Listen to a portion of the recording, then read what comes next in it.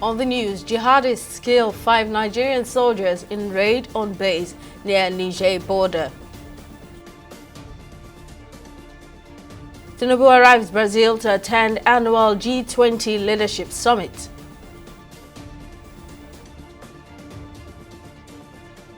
And Aiyedatiwa promises better service for Ondo residents after victory in governorship polls. Many thanks for joining us on News Now on TV 360 Nigeria. I'm Simisola Atiku. Attackers from an Islamic State-affiliated jihadist group, the Islamic State West Africa Province ISWAP, have killed 5 Nigerian soldiers and wounded 10 more in a raid on a military base near the Niger border.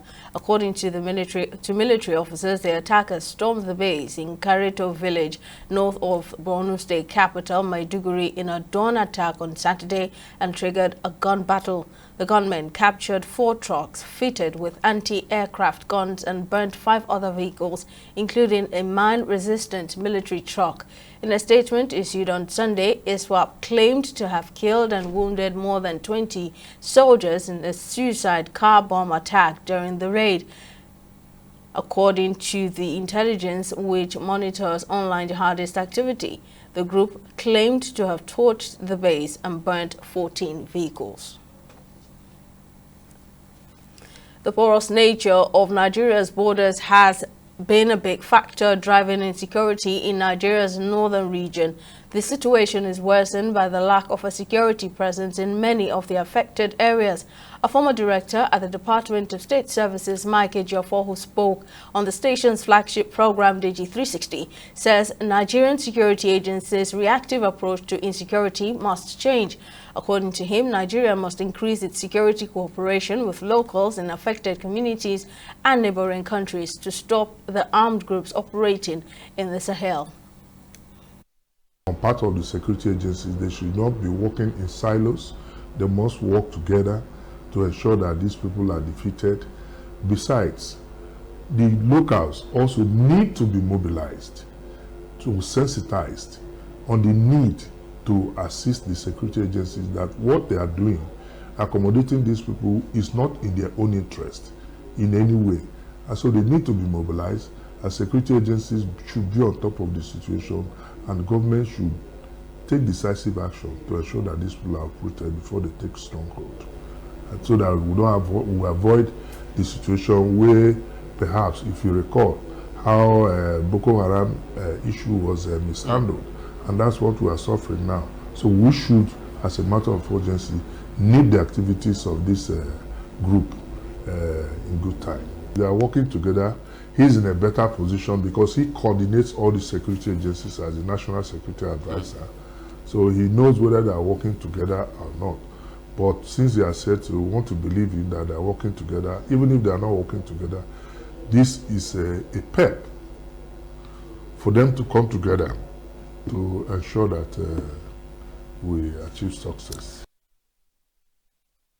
President Bola Tinubu has arrived Rio de Janeiro, Brazil, to attend the 19th Heads of State and Government Summit of the Group of 20.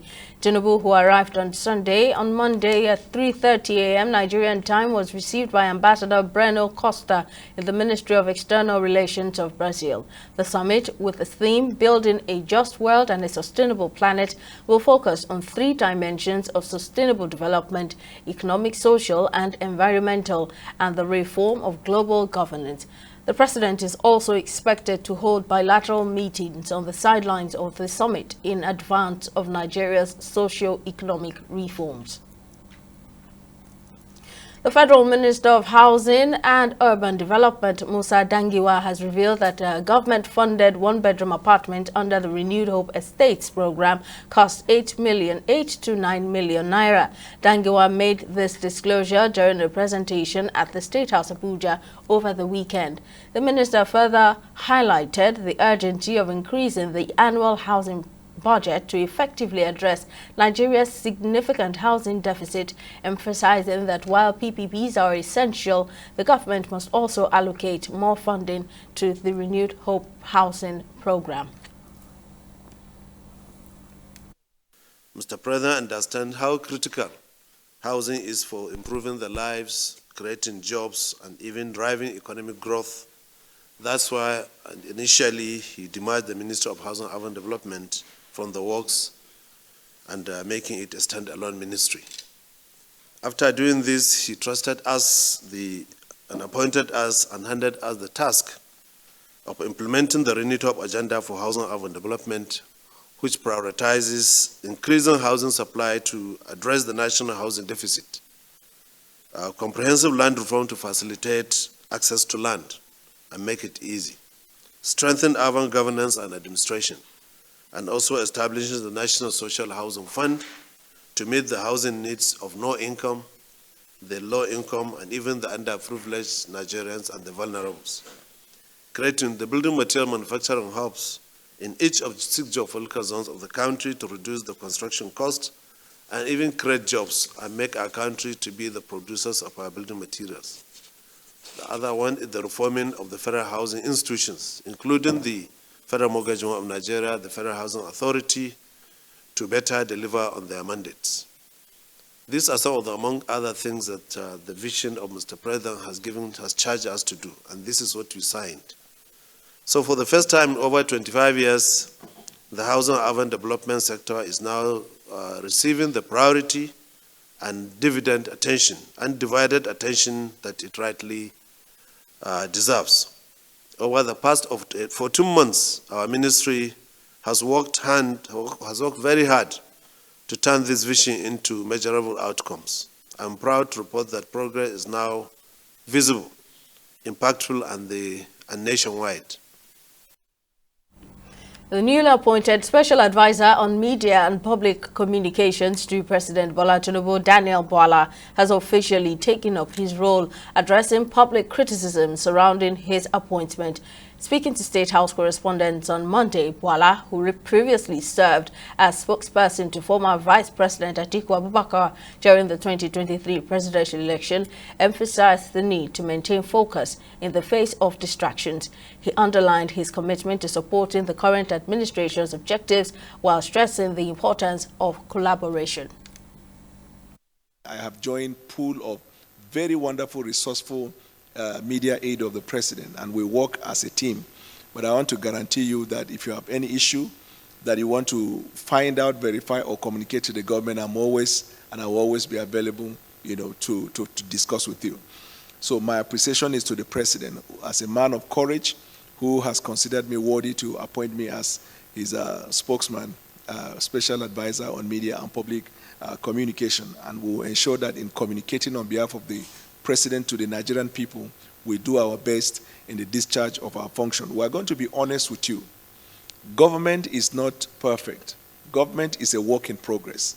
What government does consistently is to communicate to the people, not just the intention of government, but the effort of government in delivering on the promise to the Nigerian people. So you're going to find in the course of our work, there are times government will come up to you to say, this and this are the efforts we've made in this regard. If it is not perfect, we're improving upon it. The posture of Mr. President from when he took the oath of office to the Nigerian people is that I have undertaken this task. I know the onerous responsibility. I'm committed to it. The box is on my table. All I require from the Nigerian people is patience. This reform we have embarked upon is tough, but it's what we are prepared for.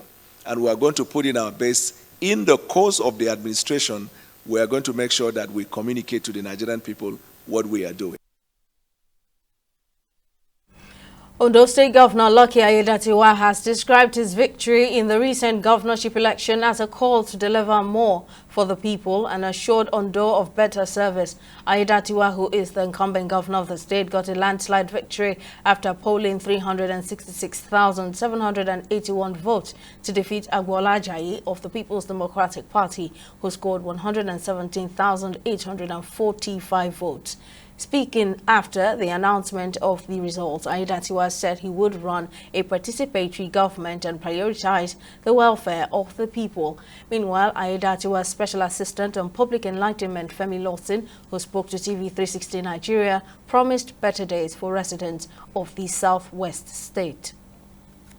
It's taking the state back to its origin. What's our origin? Like I said, when you talk about agriculture, it has always been the mainstay of our economy in Ondo State. But at some point, it was abandoned because government left it, for the people. Government was, even though government is not going to come and plant the maize and the tomato, but the kind of encouragement, support, that government has given to agriculture in Ondo State in the past necessitated, the depth of commitment of our people to agriculture.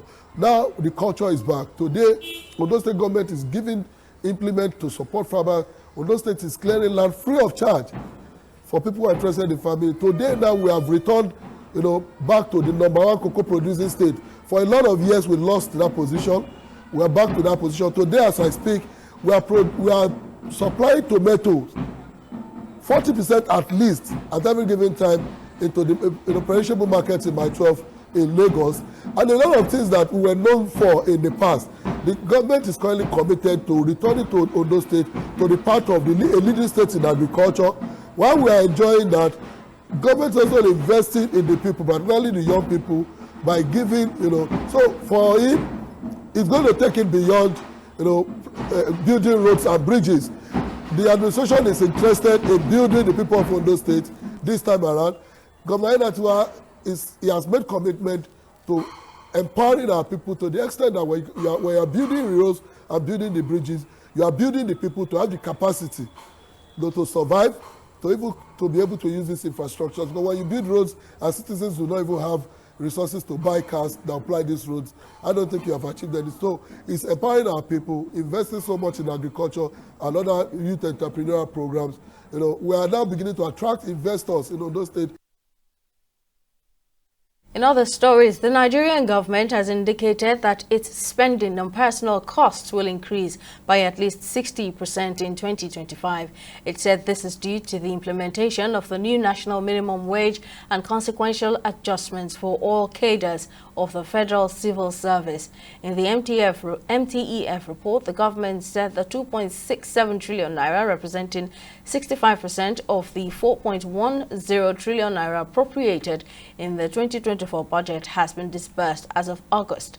The government also provided a total sum of 9.64 trillion naira for personal and pension costs. It's time for a short break, but still to come. U.S. President-elect Donald Trump confirms plan to use military for mass deportation. Stay with us for details.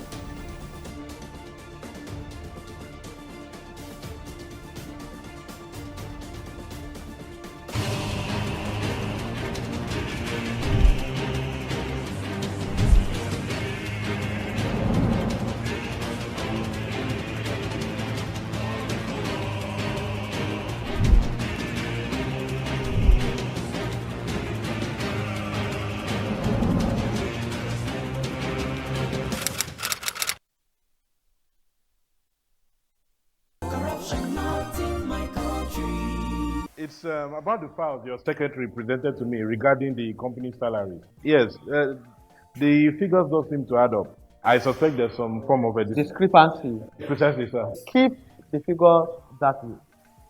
That's fraudulent, sir. That's my money. I'm sorry, sir. I can't do that, sir. See how padded your teeth are. Are you telling me you cannot pad up figures? Sir, padding is against best auditing practices, and it's a form of corruption. It's true. Accountant. You were testing. Thank you, sir. That's it. Bagoli. Yes, sir. You are fired. Fine. Yeah. Fine, sir. Rather than watch corruption grow under my watch. Padding is a form of corruption and not in my country, sir. Corruption not in my country. Stop corruption now.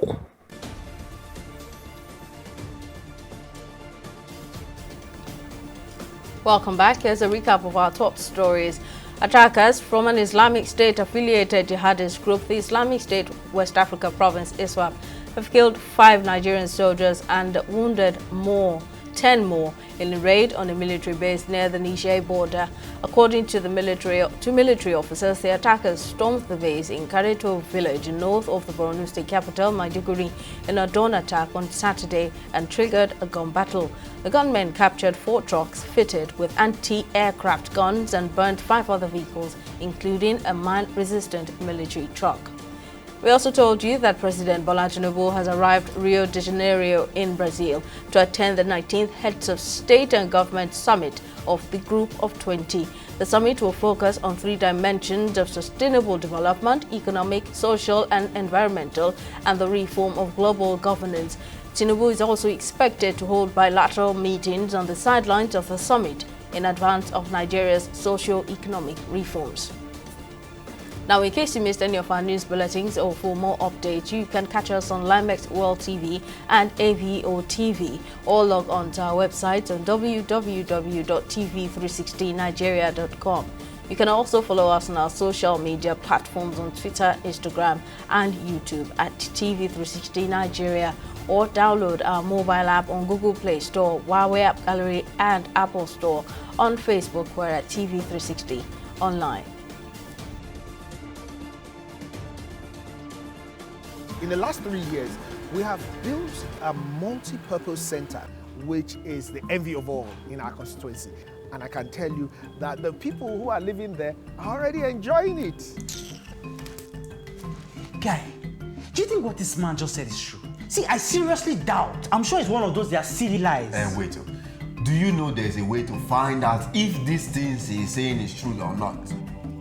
This is the Construct app. It gives people like us a sure way to track implementation of constituency projects. It gives valid and verified information on location of projects, amounts allocated, amount funded, the level of job done, and even the profiles of concerned legislators. You and I can post directly on this app. Are you serious? This is the Go-To app if you want to know how our Commonwealth is being expanded by the government. Wow.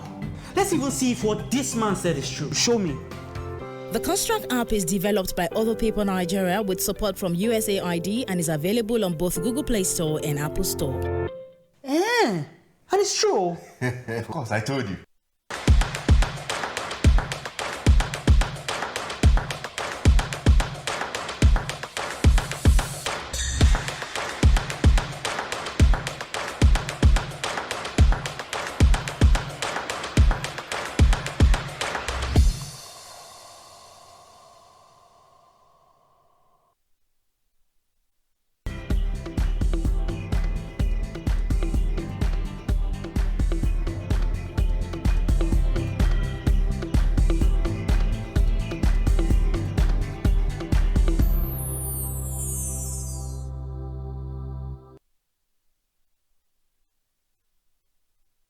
Welcome back. It's time for business news. Victoria Konde has the latest. Over to you, Victoria. Thank you very much, Simi. Welcome to business news. Now, rising taxes and oil revenues by the Nigerian government have boosted its earnings by 76% from 7.1 trillion naira in 2022 to 12.5 trillion naira in 2023. The Ministry of Budget and Economic Planning disclosed this in its newly released 2025 to 2027 Medium-Term Expenditure Framework and Fiscal Strategy paper. The remarkable increase in oil revenue is attributed largely to higher crude oil production, which increased from an average of 1.31 million barrels per day in 2022 to 1.41 million barrels per day in 2023. Still on business, stakeholders at the 2024 West Africa Deal Summit have committed to enhancing collaboration in mobilizing capital to address the sub-region's unique socioeconomic challenges. The two-day event, attended by over 500 investors, entrepreneurs, government representatives, and thought leaders, focused on building innovative financing mechanisms in West Africa. Key initiatives outlined in the joint statement include strengthening regional collaboration and knowledge exchange, mobilizing local capital, encouraging innovation and collaboration for systemic change, strengthening good governance and capacity building for MSMEs, and promoting data-driven design and execution. Right now, we'll go on a short break and be back with stock market report.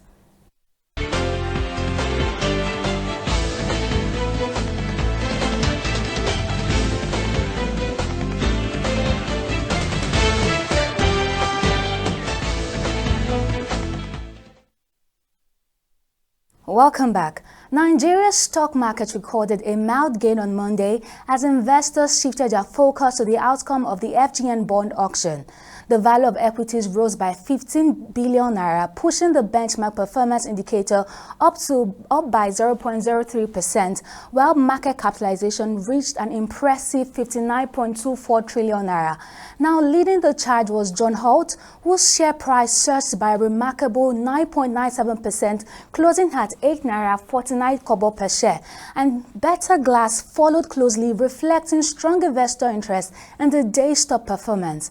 By the close of trading on the Nigerian Stock Exchange, over 413 million shares are changed hands across 9,004 deals, with a market value exceeding 5 billion naira. And when this is compared to the previous trading day, which is Friday, November 15, today's figures show a 40% increase in trading volume, a 21% decline in turnover, and a 7% rise in the number of deals executed. Now, turning to the global markets, the US Dow Jones and UK's FTSE ended the day in the green, while Japan's Nikkei bucked the trend, closing in the negative territory, as you can see on the screen. Now over to the foreign front, the US dollar remains strong, trading at 1,740 naira on the black market, while the British pound is holding steady at 2,260 naira, and the euro is priced at 1,860 naira, still on the black market. That's it on both business and stock market reports. Back to you, Simi, for the rest of the news. Thank you very much, Victoria. And on the foreign scene, the United States President-elect Donald Trump has disclosed his plans to declare a national emergency on border security and use the U.S. military to carry out a mass deportation of undocumented migrants, revealing new details on how he plans to carry out his aggressive immigration plans. Immigration was a top issue in the election campaign, and Trump has promised to deport millions and stabilize the border with Mexico after record numbers of migrants crossing illegally during President Joe Biden's administration. Trump has repeatedly vowed to invoke the Alien Enemies Act of 1798 to speed up deportations. More than a dozen Bangladeshi former top government officials have arrested after a mass uprising in August have been charged with enabling massacres before a special tribunal. The investigators have 1 month to complete their work on former Prime Minister Sheikh Hasina. Dozens of Hasina's allies have been taken into custody since her regime collapsed, accused of involvement in a police crackdown that killed more than 700 people during the unrest that led to her removal. Well, up next is Entertainment Report on News Now.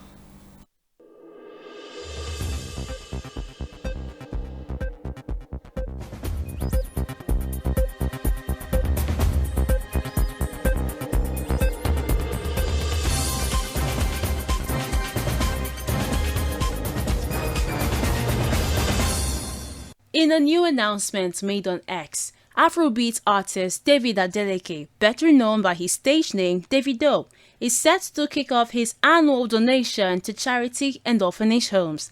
The music superstar has announced his plan to donate 300 million naira to a charity organization for victims of drug abuse and orphanage homes.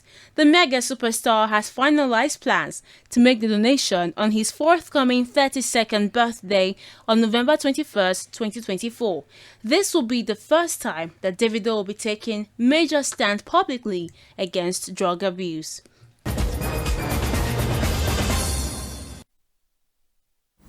On sports, Samuel Onikeku has been removed as head of the technical subcommittee and technical director of the Athletics Federation of Nigeria following the dissolution of all subcommittees put in place in April this year. The dissolution was announced by Tonobok Okowa, president of the AAFN, during an executive board meeting of the Federal Federation over the weekend. Onikeku is one of the 2 AFN principal officials indicted by an investigative committee set up by the former Sports Development Minister John Eno to investigate Nigeria's negative exposure at the Paris 2024 Olympics.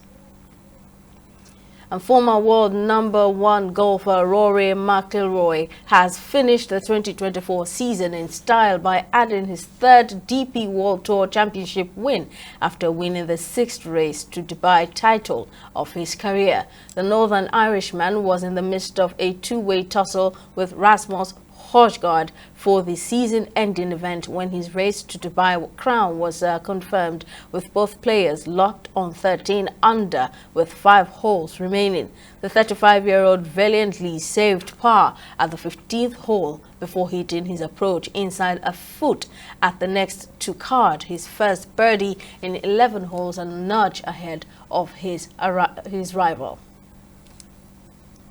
Well, that's it on News Now. Many thanks for watching. I'm Simi Salatiku. We'll see you again next time.